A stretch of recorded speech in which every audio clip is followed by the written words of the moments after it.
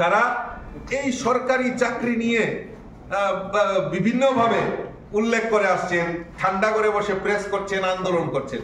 আর কংগ্রেসের কথা বলেছি, সিপিএম এর কথা, কমিউনিস্টের কথা না বললে আপনারাই রাগ করবেন, কমিউনিস্টও রাগ করবো, বলে জানি আমাদের দিকে কিছু বলেনি।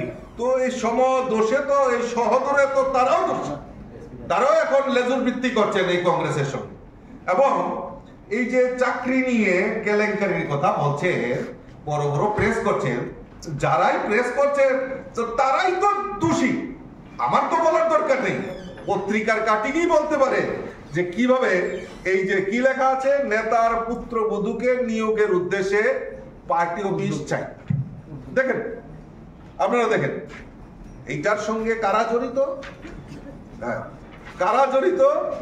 এই যে পার্টি অফিস পুরে ছাই। আমাদের সরকার আসার পর আমরা সরকারি কর্মচারী, আমাদের রাজ্যের সরকার যুবকদের কর্মসংস্থানই হোক আর সরকারি চাকরির ক্ষেত্রে হোক, ট্রান্সপারেন্ট রিক্রুটমেন্ট পলিসি করা হয়েছে, যার জন্য নেতা মন্ত্রীদের বাড়িতে যেতে হয় না, পার্টি অফিস পুরে না। এবং সেখানে এই দুর্নীতিগ্রস্ত যারা প্রশ্ন তুলছেন, আমি তাদের কাছে প্রশ্ন রাখতে চাই যে আপনারা কি করেছেন?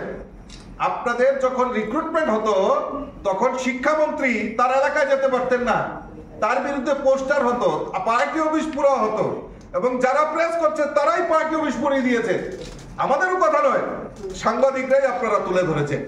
সেই জায়গায় দাঁড়িয়ে আমাদের সরকার শিক্ষক নিয়োগের ক্ষেত্রেই হোক, মেডিকেল যারা ডাক্তারি নিয়োগের ক্ষেত্রে হোক, বিভিন্ন ক্ষেত্রে নিয়োগের ক্ষেত্রে ট্রান্সপারেন্ট নিয়োগ নীতির ফলে আজকে একটাও মামলা সেখানে হচ্ছে না, এবং যারা যোগ্য তারা পেয়ে যাচ্ছে। আর যারা বিরোধী দল তারা বলছেন যে ত্রিপুরা রাজ্যে নাকি ল অ্যান্ড অর্ডার নিয়ে সাংঘাতিক অবস্থা, আইন শৃঙ্খলা। আরে আপনারা ভুলে গেছে, এত তাড়াতাড়ি ভুলে যাবেন কেন? এত তাড়াতাড়ি ভুলে যান কেন? 25টা বছরে এই ত্রিপুরা রাজ্যে যদি কোনো কর্মসূচি পালন করে বিরোধীরা, একমাত্র একটাই কর্মসূচি পালন করেছে, সেটা হলো শহীদ বেদি।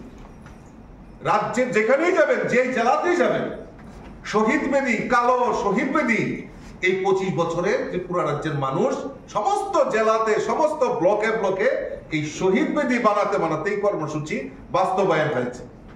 আর এই বাস্তবায়ন আমাদের কথা নয়, প্রতিদিন হত্যালীলায় মানুষ ভবিত বলেই ধরে নিয়েছিল। মানে 96 এর ব্যাপারে কাটি দৈনিক সংবাদ, মানুষ সেদিন ভেবে নিয়েছিল, আপনারাই লিখেছেন, আপনারা যারা মিডিয়া পার্সন, যারা গণতন্ত্রের চতুর্থ স্তম্ভ, সরকারের প্রতিবিম্ব, আপনারাই সেদিন আঙ্গুল দিয়ে দেখিয়েছিলেন যে মানুষ ভেবে নিয়েছিল যে কমিউনিস্ট শাসনে এইটাই সম্ভব, এইটাই বাস্তব যে প্রত্যেক দিন হত্যালীলা সংগঠিত হবে।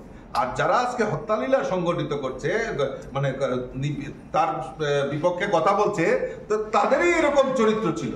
আমাদের সরকারের প্রায়োরিটি হলো ল অ্যান্ড অর্ডার, এবং এই ল অ্যান্ড অর্ডারকে ঠিক করার জন্য আমাদের সরকার নো কম্প্রোমাইজ।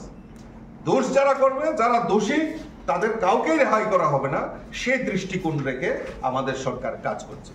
কাজে এই কথাগুলি তুলে ধরার জন্যই, জনসমক্ষে তুলে ধরার জন্যই আজকে আপনাদেরকে আমন্ত্রণ করা হয়েছে।